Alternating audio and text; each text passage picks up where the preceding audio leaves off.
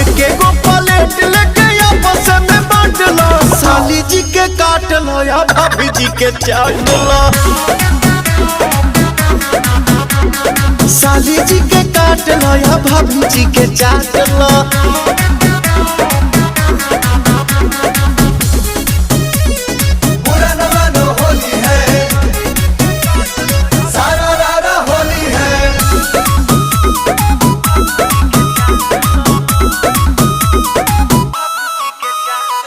बेचेली भौजी चौक पछोला, बेचेली भौजी चौक पछोला। होली के बहार में लहार लूटे डोला बोलो होई रे जाए तो काफी बा बे होली भर माफी बा। लगता भीड़ हड़ बाटे बिकत प्यार से उधार दे दका बाटे दिक्कत।